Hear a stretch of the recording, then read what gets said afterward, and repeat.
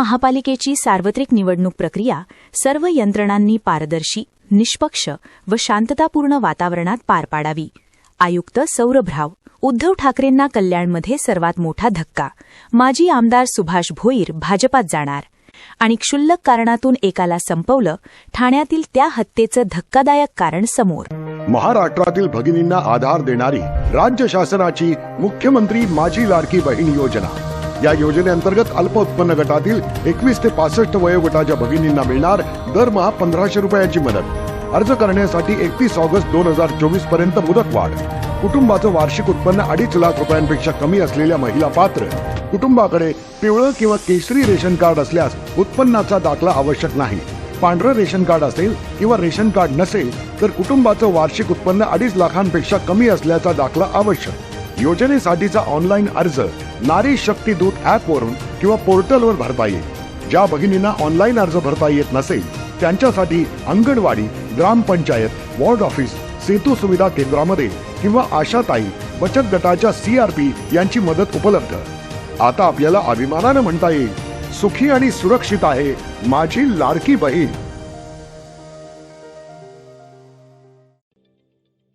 ठाणे महानगरपालिकेचे मालमत्ता कर म्हणजेच प्रॉपर्टी टॅक्स भरण्याचे आवाहन. सन 2022-23 या आर्थिक वर्षाचे मालमत्ता कराचे म्हणजेच प्रॉपर्टी टॅक्सचे बिल ठाणेकर करदात्यांना महापालिकेमार्फत आर्थिक वर्षाच्या सुरुवातीस म्हणजेच माहे एप्रिल 2022 मध्ये देण्यात आलेले आहे. तथापि अद्यापही काही करदात्यांनी मालमत्ता कर महापालिकेकडे जमा केलेला नाही. सध्या आर्थिक वर्षाचा अंतिम टप्पा सुरू झाला आहे. मालमत्ता कर वसुलीसाठी महापालिकेतर्फे कडक कारवाई हाती घेण्यात आली आहे. या अंतर्गत जंगम मालमत्ता, टीव्ही, फ्रीज, वाहन व इतर जप्त करणे तसेच स्थावर मालमत्ता वॉरंट बजावून जप्त करण्यात येत असून मालमत्तेचा जाहीर विक्रीद्वारे लिलाव करून कराची रक्कम वसूल करण्यात येत आहे. मालमत्तेस पाणी पुरवठा करण्यात येणारे नळ संयोजन खंडित करण्यात येत आहेत. त्याचप्रमाणे थकीत मालमत्ता करावर 2% व्याज आकारले जात असल्याने भरावयाची रक्कम वाढत आहे. आपला मालमत्ता कर propertytax.thanecity.gov.in या लिंकद्वारे तसंच गुगल पे, फोन पे, पेटीएम याद्वारे ऑनलाईन पद्धतीने करण्याची सुविधा उपलब्ध करून दिली आहे.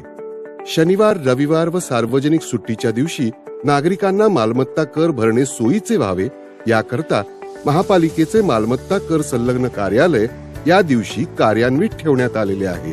तरी मालमत्ता कर वसुलीची अप्रिय कारवाई टाळण्याच्या दृष्टिकोनातून मालमत्ता कर भरून महापालिकेस सहकार्य करावे. धन्यवाद.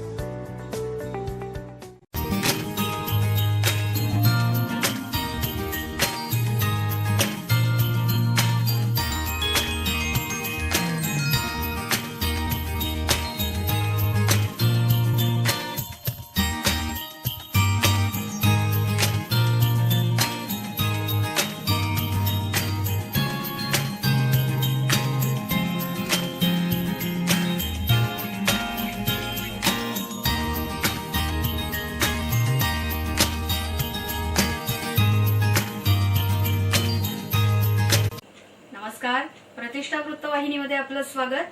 15 जानेवारी 2026 रोजी होत असलेल्या ठाणे महानगरपालिकेच्या सार्वत्रिक निवडणुकीची संपूर्ण प्रक्रिया निष्पक्ष, पारदर्शक, शांततापूर्ण व राज्य निवडणूक आयोगाने आखून दिलेल्या मार्गदर्शक सूचनांचे काटेकोरपणे पालन करावे अशा सूचना महापालिका आयुक्त तथा निवडणूक प्राधिकृत अधिकारी सौरभ राव यांनी निवडणूक निर्णय अधिकारी, सहाय्यक निवडणूक अधिकारी तसेच संबंधित सर्व यंत्रणांना आज झालेल्या बैठकीत दिल्या.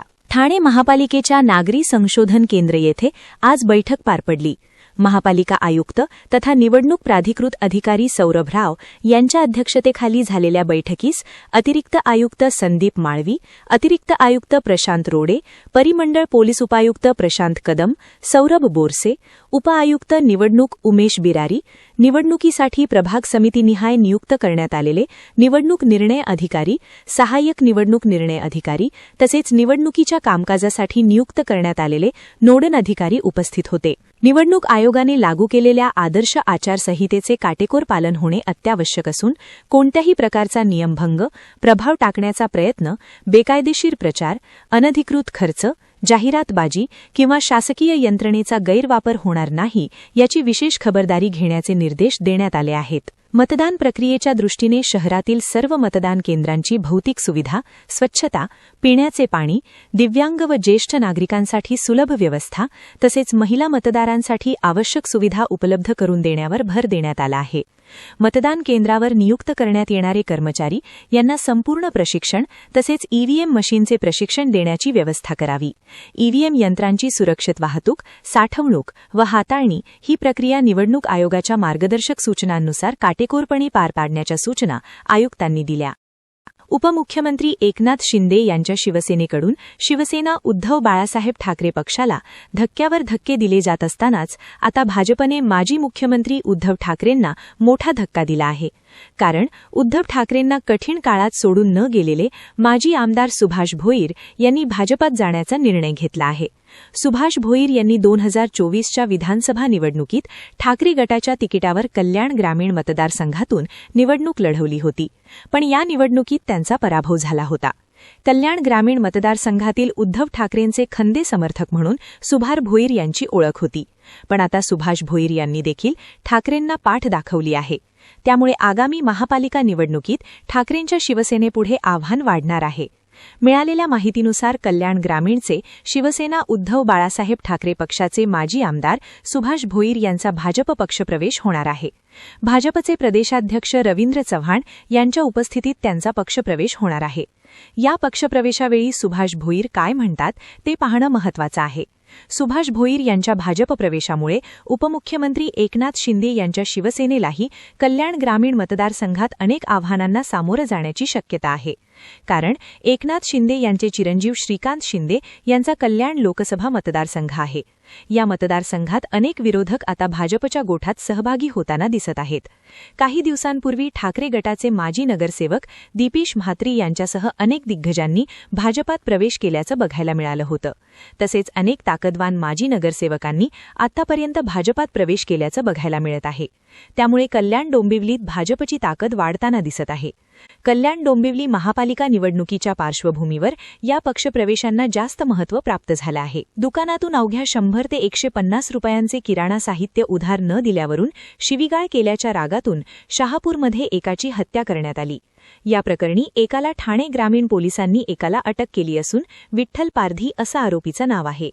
ठाणे जिल्ह्यातील शहापूर तालुक्यातील कळम गावातील खरमेपाडा येथे 7 डिसेंबर रोजी एक मृतदेह आढळला होता. हा मृतदेह वाशाळा येथील बाळू वीर याचा असल्याचं समोर आलं. या प्रकरणी शहापूर पोलीस ठाण्यात हत्येचा गुन्हा दाखल झाल्यानंतर ग्रामीण पोलिसांच्या स्थानिक गुन्हे शाखेने या गुन्ह्याचा समांतर तपास चालू केला. शहापूर पोलिसांचे पथक तपास करत होते. चौकशीमध्ये हा गुन्हा विठ्ठल पारधी याने केल्याचं उघड झालं. पारधी याच्या किराणा दुकानातून किराणा साहित्य उधार दिलं नाही म्हणून वीर याने पारधी आणि त्याच्या पत्नीला शिवीगाळ केली होती. याच रागातून वीर याच्या डोक्यात फटका मारला. त्यामुळे गंभीर दुखापत झालेल्या वीरला खांद्यावरून घेऊन जात पाण्याच्या ओढ्यात टाकले. त्याच्यावर दगड टाकून हत्या केल्याची कबुली पारधीने दिल्याची माहिती पोलिसांनी दिली. प्रतिष्ठा वृत्तवाहिनीच्या पुढील भागात ठाणे महापालिकेच्या सार्वत्रिक निवडणुकीच्या आचारसंहितेबाबत राजकीय पक्षांच्या प्रतिनिधींची बैठक.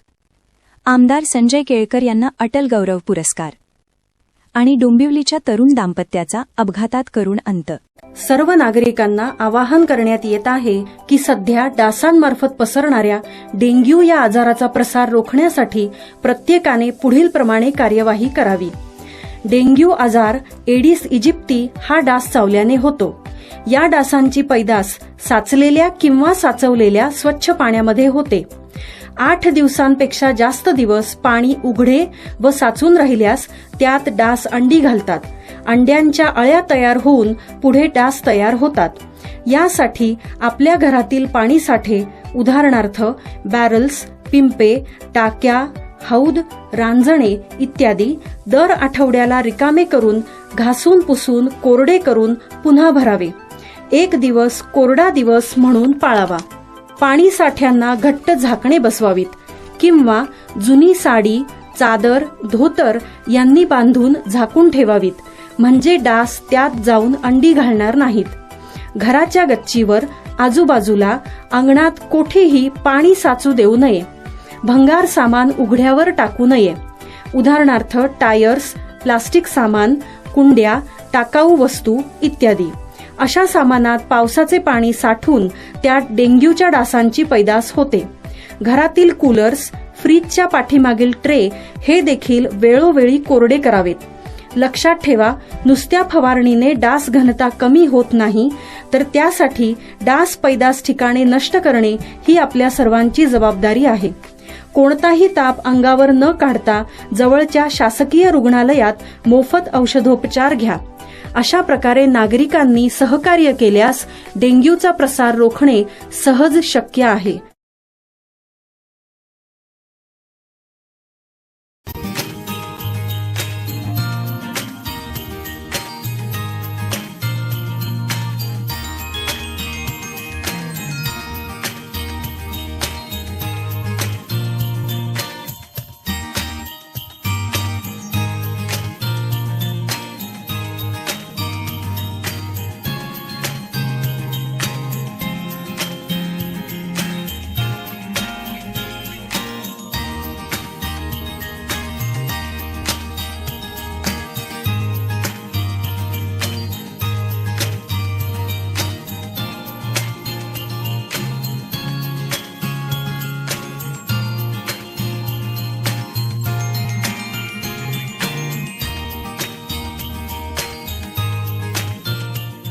प्रतिष्ठा वृत्तवाहिनीमध्ये पुन्हा एकदा आपलं स्वागत.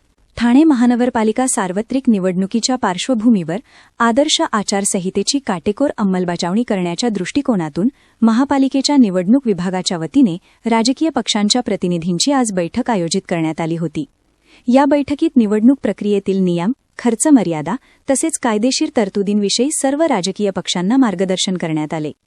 ठाणे महानगरपालिकेचे अतिरिक्त आयुक्त प्रशांत रोडे यांच्या अध्यक्षतेखाली झालेल्या या बैठकीस उपआयुक्त निवडणूक उमेश बिरारी, जी गोदेपुरे, आचारसंहिता पथकाचे प्रमुख उपआयुक्त भालचंद्र बेहरे, उपजिल्हाधिकारी वैशाली लंभाते, तहसीलदार प्रिया जांभळे पाटील, उमेदवारी खर्च व हिशेब तपासणी पथक प्रमुख दिलीप सूर्यवंशी तसेच सर्व राजकीय पक्षांचे प्रतिनिधी उपस्थित होते. राज्य निवडणूक आयोगाच्या निर्देशानुसार प्रत्येक उमेदवारासाठी निवडणूक खर्चाची कमाल मर्यादा ₹13 लाख निश्चित करण्यात आली असून या मर्यादेचे काटेकोर पालन करणे बंधनकारक असल्याचे स्पष्ट करण्यात आले. प्रचारासाठी वापरण्यात येणारे बॅनर्स, पोस्टर्स, होर्डिंग्ज, वाहनांवरील जाहिराती, सभा, रॅली, ध्वनिक्षेपक, सोशल मीडिया प्रचार तसेच मुद्रित साहित्याचा खर्च या मर्यादेतच समाविष्ट असणार आहे. तसेच उमेदवारांनी परवानगी घेऊनच रॅली, सभा यांचे आयोजन करावे, असे अतिरिक्त आयुक्त प्रशांत रोडे यांनी नमूद केले. ठाणे शहराचे आमदार संजय केळकर यांना प्रतिष्ठेचा आंतरराष्ट्रीय स्तरावरील अटल गौरव पुरस्कार जाहीर झाला आहे. या पुरस्कारामुळे ठाणे शहरात उत्साहाचे वातावरण आहे. अटल फाउंडेशन दिल्ली यांच्यामार्फत दरवर्षी विविध क्षेत्रात अमूल्य योगदान देणाऱ्या व्यक्तींना आंतरराष्ट्रीय अटल अवॉर्ड तसेच अटल श्री अवॉर्ड आणि अटल गौरव अवॉर्ड प्रदान करून सन्मानित करण्यात येते. यंदा ठाणे शहराचे आमदार संजय केळकर यांना हा सन्मान देण्यात येणार असल्याचे अटल फाउंडेशनच्या राष्ट्रीय अध्यक्षा अपर्णा सिंह यांनी कळविले आहे. आमदार संजय केळकर हे चतुरस्त्र व्यक्तिमत्व असून ते राजकारणात स्वच्छ प्रतिमेचे, सुशिक्षित, सुसंस्कृत आमदार म्हणून गेली अनेक वर्षे काम करत आहेत. बेघर आणि अनाथ मुलांचे पुनर्वसन करून त्यांना राष्ट्रीय प्रवाहात आणण्याचे राष्ट्रीय कार्य ते करत आहेत. त्याचबरोबर गरीब आणि गरजूंना अन्नदान, गडकिल्ले संवर्धन, कामगार, क्रीडा, कला आदी क्षेत्रात भरीव कार्य करत आहेत. जनसेवकाचा जनसंवाद या उपक्रमातून हजारो नागरिकांच्या समस्या सोडवत आहेत. या चौफेर कार्याची दखल घेऊन त्यांना प्रतिष्ठेचा आंतरराष्ट्रीय अटल गौरव पुरस्कार देण्यात येणार असल्याचे अटल फाउंडेशनच्या वतीने कळविण्यात आले आहे. मुंबई-नाशिक महामार्ग हा प्रवासासाठी जितका महत्त्वाचा आहे तितकाच तो आता मृत्यूचा सापळा बनत चालला आहे. या महामार्गाने अनेकांचे प्राण घेतले आहेत. विविध अपघातांची मालिका या मार्गावर सुरूच असते. अशीच एक दुर्दैवी घटना पुन्हा एकदा घडली आहे. शहापूर तालुक्यातील कळमराव परिसरात झालेल्या एका भीषण अपघातात डोंबिवलीतील एका हसत्या खेळत्या संसाराचा अंत झाला. 2 दुचाकींमध्ये झालेल्या समोरासमोर धडकेत रोहन दत्तात्रय लुगडे आणि त्यांच्या पत्नी अवंतिका रोहन लुगडे या तरुण दाम्पत्याला आपले प्राण गमावावे लागले आहेत. मिळालेल्या माहितीनुसार डोंबिवलीचे रहिवासी असलेले लुगडे दाम्पत्य आपल्या दुचाकीवरून प्रवास करत होते. कळमगावजवळ विरुद्ध दिशेने येणाऱ्या दुसऱ्या दुचाकीची आणि त्यांच्या दुचाकीची एवढी भीषण धडक झाली की या आवाजाने संपूर्ण परिसर हादरून गेला. धडक इतकी जोरात होती की रोहन आणि अवंतिका हे दोघेही रस्त्यावर फेकले गेले आणि गंभीर दुखापतीमुळे त्यांचा जागीच मृत्यू झाला. स्थानिकांनी तातडीने मदतीसाठी धाव घेतली. मात्र नियतीने त्याआधीच घाला घातला होता. मुंबई नाशिक महामार्गावर गेल्या काही महिन्यांपासून अपघातांचे सत्र थांबण्याचे नाव घेत नाहीये. यापूर्वीही याच महामार्गावर झालेल्या अनेक अपघातांमध्ये अनेकांनी आपले प्राण गमावले आहेत. रस्त्यांची दुरावस्था, अतिवेग आणि लेनची शिस्त न पाळणे यामुळे निष्पाप लोकांचे हसते खेळते संसार काही क्षणात उद्ध्वस्त होत आहेत. लुगडे दंतत्याच्या मृत्यूने कल्याण डोंबिवली परिसरात शोककला पसरली असून महामार्गावरील सुरक्षेचा प्रश्न पुन्हा एकदा ऐरणीवर आला आहे. आजच्या ठळक घडामोडी शेवटी पुन्हा एकदा. ठाणे महापालिकेची सार्वत्रिक निवडणूक प्रक्रिया सर्व यंत्रणांनी पारदर्शी, निष्पक्ष व शांततापूर्ण वातावरणात पार पाडावी. आयुक्त सौरभ राव. उद्धव ठाकरेंना कल्याणमध्ये सर्वात मोठा धक्का. माजी आमदार सुभाष भोईर भाजपात जाणार. आणि क्षुल्लक कारणातून एकाला संपवलं, ठाण्यातील त्या हत्येचं धक्कादायक कारण समोर. आपल्या काही सूचना अथवा समस्या असल्यास आम्हाला या पत्त्यावर संपर्क साधावा. आमचा पत्ता प्रतिष्ठा वृत्तवाहिनी, दीपलक्ष्मी बिल्डिंग, किसन नगर नंबर 1, वागळे स्टेट, ठाणे पश्चिम. आमचा दूरध्वनी क्रमांक 25824589 आणि 9892139796. तर या होत्या आजच्या आपल्या शहरातील काही ठळक घडामोडी. उद्या पुन्हा भेटू याच वेळी याच ठिकाणी. धन्यवाद.